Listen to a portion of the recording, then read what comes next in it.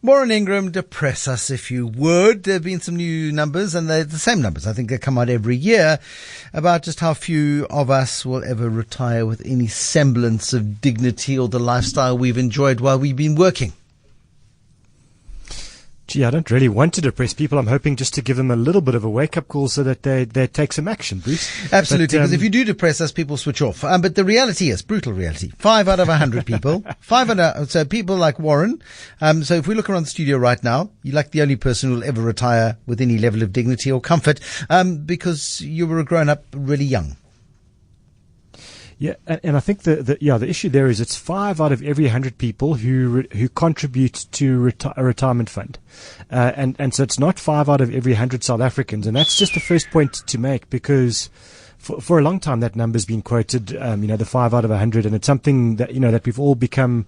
I mean, although it's a scary number, we've all become accustomed to it, and then actually when you start to focus on it a bit more and understand that the studies that are being done to get to this 5 out of 100, it's only people who have been surveying retirement fund members. And so for the rest of South Africa, who either doesn't have a job or isn't in a formal employment structure where they contribute to a retirement fund, they're completely excluded from this whole conversation. So I think it could be worse. It could be a huge number. It could be 5 out of 1,000.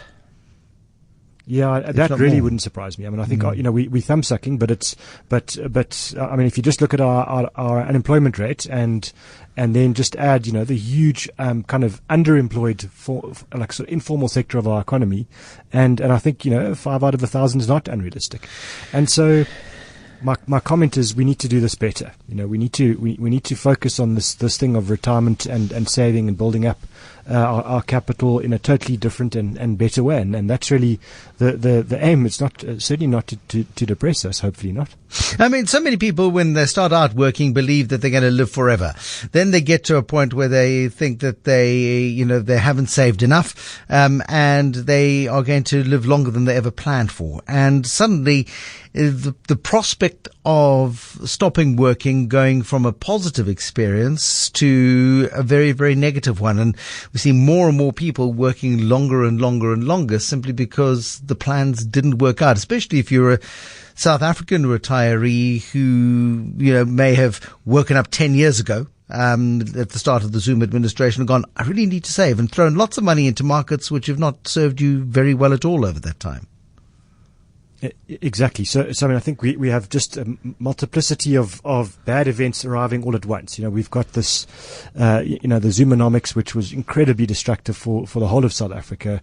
We've got a bad savings culture just as a start, and then we've got this now declining economy where more and more people are getting unemployed, and I think the compounding effect of all of that is, the big multiplier of all of that negativity then is this wonderful advances in medicine where we're all living better lives for longer.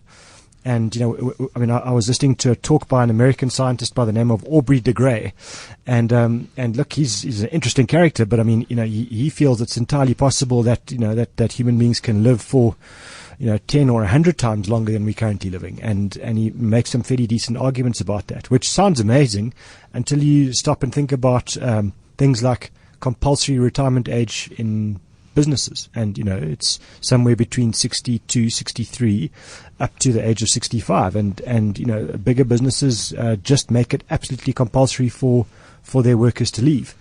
And you can understand it in a country like ours where we've got major youth unemployment, that you would need to drive employment of younger people, and that's great for those lucky youngsters who then get employed. But what about the people that are being forced to retire at 62 and suddenly find out, well, not suddenly, but they get to the point where they realize they can easily live to late 80s, early 90s, and suddenly this 65, sounds like an absolute hogwash to me. That we should just scrap altogether now. They're really competent people running massive businesses that are well into their 70s, and I think that's so to me the first thing is, yes, it's great that we can live longer and we can live healthier, but actually we need to realize that from a retirement point of view, that's a really scary thing that we should focus on. And I mean, there is a risk, I suppose, as we go through our working life, that we become quite complacent about our money. We kind of, life is good. You going on nice holidays. You upgrade your car from time to time. You've got decent cash flow.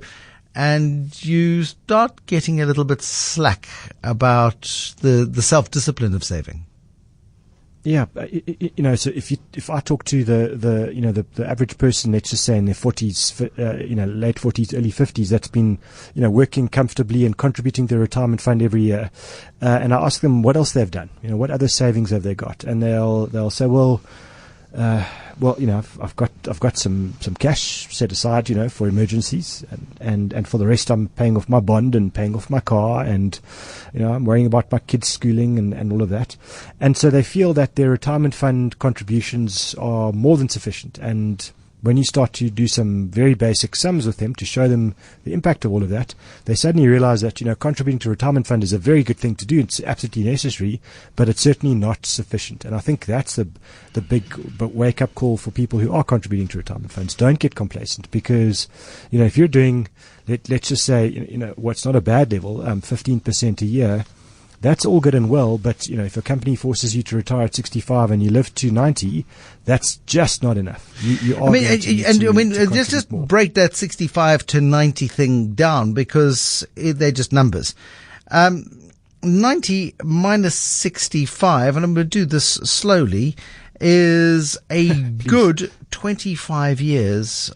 A third, practically a third of your life still to go, a quarter of your life still to go, and you've got to have saved enough money in those first 65 years to be able to survive for the next 25, at a time where your medical expenses are going to go up, where you may need additional care, where you had hoped that you might go on a decent holiday for the first time in, I don't know how many years, and got a life. Yeah. But most people don't get a life when they get older. They just get poorer.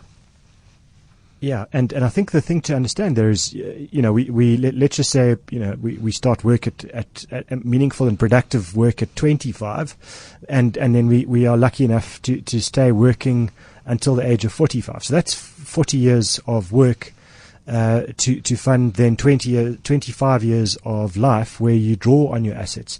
And unfortunately, in those 45 years of work, that's not a time, or 40 years of work, I should say, a time where you necessarily have a huge amount of savings if you've got bonds, car debt, kids, and the like.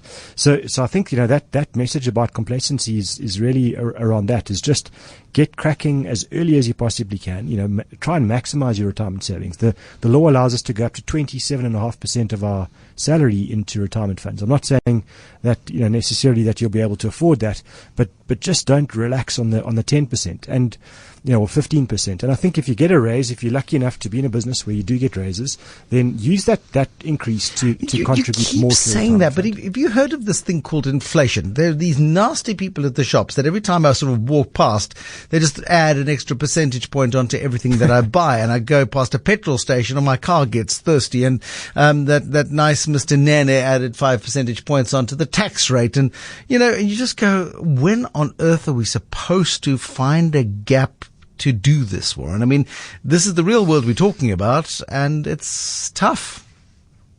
And it is tough, and truthfully, it's just not going to get easier when you look at, what happens if you're no longer earning an income, and your ability to do something then is much more limited. So I hear your arguments, and no, they're not arguments. They're usually excuses. They're excuses, not arguments. Excuses. Because we are in agreement about the necessity of doing this, but boy, we are unwilling to take the discomfort, pain now, and that's probably our biggest weakness as human beings.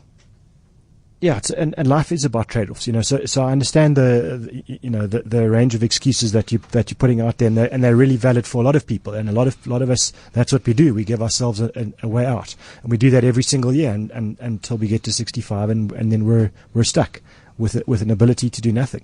And my view is, if you're in the corporate world or you're in the business world, where you've got some kind of a stable income, take the sacrifices, do the trade-offs early, and get going, or, get a side hustle and do something on the weekends, make a plan, but don't sit back doing nothing and wait, because that's really destructive. Good advice. Warren Ingram from Galileo Capital. He is a certified financial planner. He's a director at Galileo Capital. It's a gloomy discussion to have, but it's an important discussion to have. And, the denial that many of us put ourselves through that, it'll sort itself out. Maybe next year will be a better year. Maybe, we'll win the lottery. Maybe we'll, end up under a bus and we won't need to worry. Those aren't good enough reasons, frankly.